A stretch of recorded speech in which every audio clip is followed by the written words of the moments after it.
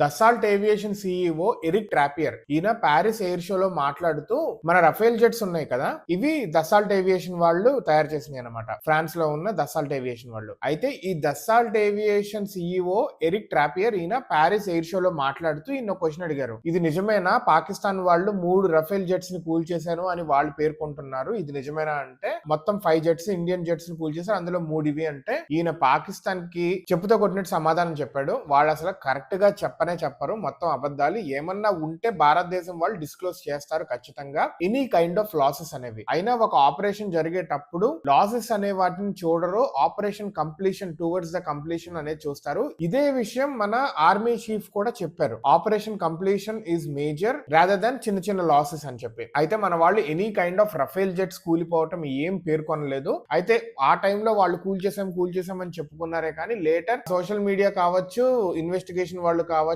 మొత్తం తెలుసుకుంది ఏంటంటే ఎటువంటి భారత రఫేల్స్ నేల కూలలేదు, వాళ్ళ కూల్చే సత్తా కూడా లేదు అని చెప్పి. వాళ్ళవే F-16 కానీ JF-17 కానీ ఇవి కూలినాయే కానీ మనవి ఏమి కూలలేదు రఫేల్స్ అని చెప్పి అంటున్నారు. అండ్ ఆయన చెప్తుంది ఏంటంటే ఈ పాకిస్తాన్ వాళ్ళు చేసిన క్లెయిమ్స్ అన్ని ఫాల్స్ అని రిపోర్ట్స్ అన్ని చెప్తున్నాయి అని ఈయన చెప్తున్నారు.